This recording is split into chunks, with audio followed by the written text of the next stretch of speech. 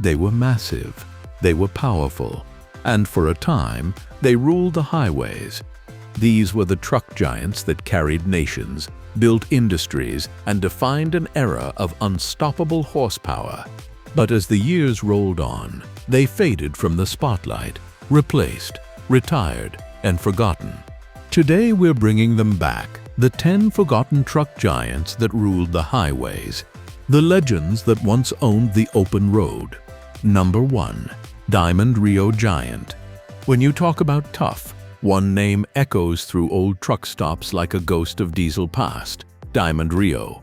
Born in the 1960s, after the legendary Diamond T merged with Reo Motors, this brand carried the spirit of two trucking legends into one unstoppable beast. The Diamond Reo Giant wasn't just another truck, it was a statement of strength, built from the ground up for heavy-duty long hauls. It was the kind of machine that didn't know the meaning of quit. Truckers who drove it still talk about its raw power. Detroit diesel and Cummins engines that could pull anything you chained behind it. It was loud, it was rough, and it was unapologetically American. The Giant wasn't built for comfort. The cab was simple, sometimes even harsh. No air conditioning, no digital displays, just gauges, gears, and grit. But that's what drivers loved about it. It didn't pamper you, it tested you. On the open road, it became more than metal. It became a partner, a living machine that earned respect mile after mile. When the 1970s oil crisis hit and the industry shifted toward efficiency and economy, Diamond Reo couldn't keep up with the giants like Freightliner and Kenworth. The company went bankrupt in 1975, but its legend never died. Even today, if you talk to old-timers who hauled steel or timber in the 60s, they'll smile and say, "You haven't driven a real truck until you've driven a Diamond Reo." The Giant, a truck built to last forever, may have disappeared, but its legacy still echoes in the sound of every diesel that growls down an empty highway. Number 2. Autocar DC Series. Before Volvo put its name on the badge, Autocar stood tall as America's oldest truck manufacturer. And among all its creations, one series defined what it meant to be unbreakable: the Autocar DC Series. These trucks were not made for the weak or the lazy. They were built for jobs where failure was not an option: logging, mining, oil fields, and construction. The DC Series earned its reputation in the dirtiest, toughest, and most dangerous places on Earth. The DC's all-steel, hand-built cab was legendary. No fancy fiberglass, no shortcuts. Just thick metal panels bolted together to form a shell that could take a lifetime of abuse. If you dented one, you didn't replace it, you just hammered it back into shape. Under the hood, it carried powerful Cummins or Detroit diesel engines, roaring beasts that made even the hardest hauls look easy. Truckers loved it because it didn't need much. No fancy maintenance, no special tools, just good oil, a wrench, and a willing driver. And that's what made Autocar special. It wasn't built in a factory for accountants. It was built in a workshop for truckers. Every inch of it was designed to be practical, repairable, and brutally efficient. By the 1980s, corporate takeovers changed everything. Volvo acquired Autocar, and the DC Series quietly faded into history. But in the world of old iron, Autocar never truly died. Ask any veteran trucker who's worked in the oil fields or logged the Rockies, and they'll tell you Autocar DC was the only truck that looked at a mountain and said, "Bring it on." Tougher than time, stronger than steel, the DC Series wasn't just a truck, it was a symbol of what trucking once meant: honor, endurance, and pride. Number 3. White Western Star 4964. Now we head north, where the cold doesn't forgive mistakes and only the toughest survive. Here, among frozen highways and endless forests, one truck earned its crown as the hauler of the North. The White Western Star 4964. Built for the brutal conditions of the late 1960s and 70s, the 4964 wasn't designed for showrooms, it was designed for survival. It was a machine that thrived where others froze, built to withstand punishing cold, mud, and ice that swallowed weaker trucks whole. Its rugged frame, reinforced suspension, and high-clearance design made it ideal for logging and mining in places like Alaska, British Columbia, and the Yukon. Truckers trusted it to go where even bulldozers hesitated. The 4964's cab was a fortress, solid steel, insulated, and built with reliability in mind. Inside, there was no luxury, just raw utility. But that's what made it beautiful. When you were hundreds of miles away from civilization, deep in the wilderness, you didn't want cup holders or touch screens. You wanted something that wouldn't die, and that's exactly what the 4964 was. Under its hood, drivers could choose from the big names of diesel power: Detroit Diesel, Cummins, or Caterpillar, engines that could keep going even at 40 below zero. The white Western Star 4964 became the unsung hero of the Canadian North, the truck that kept logging camps alive and mines supplied. Eventually, corporate mergers saw white fade and Western Star become its own brand. The original 4964 was replaced by newer designs, but for those who worked up north, it was never replaced in their hearts. Even today, in abandoned yards covered in snow, you can still find a few 4964s sitting quietly, rusted but not defeated. Because legends don't die, they just wait for the next sunrise. Number 4. Mack Super-Liner. When Mack unveiled the Super-Liner in the late 1970s, the trucking world took notice. It wasn't just another rig, it was a statement, a perfect blend of raw power, reliability, and style that made it one of the most respected long-haul trucks in America. The Super-Liner carried the iconic Mack Bulldog emblem on its hood, a symbol of strength that truckers wore with pride. It had presence, personality, and a voice that could shake the ground.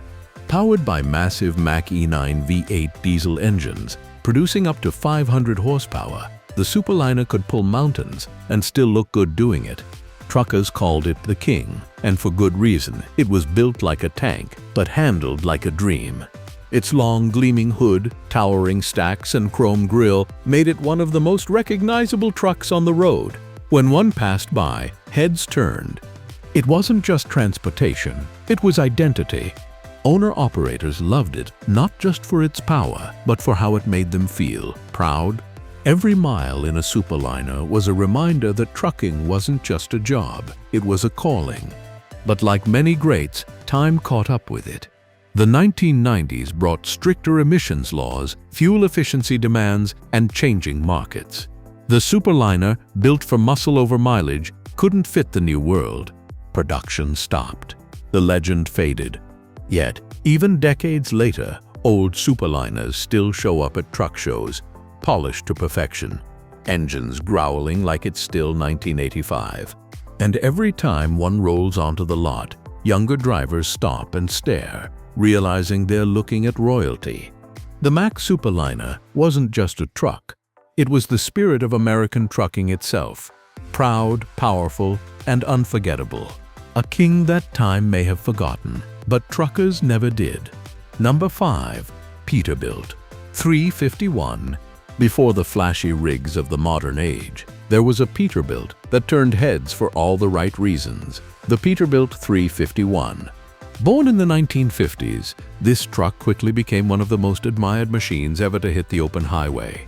Sleek, confident, and reliable, it carried an aura that truckers couldn't resist. The 351 wasn't just about looks, though its long hood, rounded fenders, and polished chrome certainly made it a beauty. Underneath that elegance was engineering perfection. With options for Cummins or Detroit diesel engines, it had power in abundance. And when that diesel engine roared, it sounded like thunder rolling through the desert. Truckers adored the 351 for its balance. Not too heavy, not too light. It could haul serious loads, yet glide across the highway with grace. Its aluminum cab made it lighter and more fuel-efficient than many of its steel-bodied rivals, giving it an edge that mattered during the long, grueling days on the road. And then there was the comfort. Simple, clean, but surprisingly well-designed for its time. The interior had everything a driver needed, and nothing he didn't. Truckers who spent weeks away from home often said, "The 351 feels like your best friend. Never complains, never quits." Hollywood noticed too. The 351 made appearances in films, commercials, and magazines, becoming a visual icon of the trucking lifestyle. It represented freedom, the American dream on 18 wheels. As newer Peterbilt models like the 359 and 379 took over, the 351 quietly faded from production. But its spirit lived on. Today, fully restored 351s shine at truck shows like living time capsules, proof that beauty and brawn once came standard. The Peterbilt 351 wasn't just a truck, it was art on asphalt. A symbol of a time when craftsmanship ruled the road, and the open highway was the ultimate runway for chrome and steel. Number 6. Kenworth W900A. There are trucks that people remember, and then there are trucks that people worship. The Kenworth W900A belongs in that second category. Launched in 1961, the W900A was the ultimate trucker's truck, a perfect fusion of power, pride, and presence. When you saw one rolling down the interstate with twin exhaust stacks puffing black smoke into the dawn light, you knew it wasn't just another rig, it was a Kenworth. The W900A was built for the long haul, literally and spiritually. Under its gleaming hood, it housed the finest diesel engines of the era: Cummins big cams, Caterpillars, Detroit diesels, engines that could pull freight coast to coast without breaking a sweat. The design was bold. That long nose hood, chrome grille, and stretched wheelbase gave it a stance like no other. Truckers treated these machines like extensions of themselves, polished, personalized, and preserved like sacred steel. Inside, it wasn't luxury by modern standards, but it was pure comfort for its time. Thick seats, strong air systems, and room to stretch during endless miles made the W900A feel like home on the highway. What made the W900A truly special, though, wasn't just its build, it was the bond. Truckers saw it as a partner, a loyal beast that could carry them through storms, mountain passes, and sleepless nights. When newer versions like the W900B and W900L appeared, the A model quietly rode into history. But even today, the legend hasn't dimmed. Many owner-operators still restore W900As to working condition because to them, no other truck feels like a Kenworth W900A. It was more than metal, it was identity. The W900A wasn't just an icon of trucking, it was trucking. A symbol of independence, hard work, and the open road's eternal call. Number 7. International Transtar II. The 1970s brought a new kind of truck to the highways, one that was built not for looks but for pure function. That truck was the International Transtar II, the square-faced cabover that became a backbone of American freight. At first glance, it wasn't much to look at. Boxy, flat, almost industrial in design. But that's exactly what made it great. Every inch of the Transtar II was designed with purpose, maximizing visibility, minimizing weight, and giving fleets a truck that could handle anything the road threw at it. Under the cab sat a range of powerful engines from International's own diesels to massive Cummins power plants, giving it the muscle to carry loads from coast to coast. And with its cab-over engine design, it was easier to maneuver through tight city streets, docks, and terminals. Truckers who drove them will tell you one thing: the Transtar II was tough. It rattled, it shook, it wasn't fancy, but it got the job done. It could run 24 hours a day, through rain, snow, or heat, without complaint. The cab tilted forward for easy engine access, a mechanic's dream. And for fleet owners, that meant lower maintenance times and higher reliability. What really made the Transtar II special was its attitude. It didn't pretend to be glamorous or powerful, it simply was. It earned respect not through shine, but through endurance. By the 1980s, as aerodynamic cabs took over, the Transtar II faded from sight. But even today, among old-school drivers, it's remembered as one of the most dependable rigs ever made. Some might call it ugly, but those who drove one know the truth. It was beautiful in its honesty. The International Transtar II proved that strength doesn't need style, just steel, sweat, and heart. Number 8. GMC General. When General Motors decided to step into the world of heavy-duty trucking, the result was pure American muscle, the GMC General. Released in the late 1970s, this truck was GM's bold attempt to compete with the giants, Kenworth, Peterbilt, and Mack. And for a while, it worked beautifully. The GMC General looked like a boss on wheels. Its massive square grille, wide stance, and sharp lines gave it an intimidating presence. It wasn't trying to look pretty, it looked powerful. Inside, it was comfortable, well-designed, and practical, a rare mix for its time. The cabin felt wider and airier than most trucks, giving long-haul drivers the kind of comfort they rarely got back then. Under the hood, the General came loaded with options: Cummins, Detroit, or Caterpillar engines, all delivering the kind of torque that could make mountains bow. Fleet owners loved it for its reliability, and owner-operators loved it for its character. It quickly built a loyal following among truckers hauling steel, construction material, and long-distance freight. They called it the silent powerhouse, a truck that didn't need to shout to prove its worth. But behind the scenes, GM wasn't fully committed to the heavy truck market. As economic pressures grew and focus shifted toward lighter vehicles, the GMC General was quietly discontinued in the mid-1980s. The decision broke a lot of hearts in the trucking world. A truck that could have been a long-term rival to Kenworth and Peterbilt simply vanished. Today, spotting a GMC General on the road is rare, but when one passes by, every old trucker turns to look. Because they know what it means, a glimpse of a legend that came too early and left too soon. The GMC General wasn't just another truck. It was a dream that deserved more time. Number 9. Ford LTL 9000. When Ford entered the premium heavy truck market in the late 1970s, they wanted to build something that combined power with polish, strength with sophistication. The result was the Ford LTL 9000, a truck so refined that truckers nicknamed it the gentleman's rig. It looked magnificent, tall, confident, with a distinctive slanted hood and massive chrome grille that made it instantly recognizable. But it wasn't just looks. The LTL 9000 had the muscle to match. Powered by big block Cummins and Caterpillar engines, it had the torque to pull cross-country loads with ease.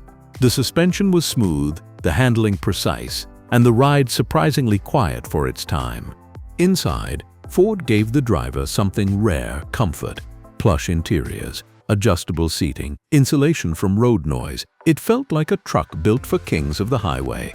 Truckers who spent weeks away from home said it was the only truck that made them feel human again. It was luxury without losing its grit.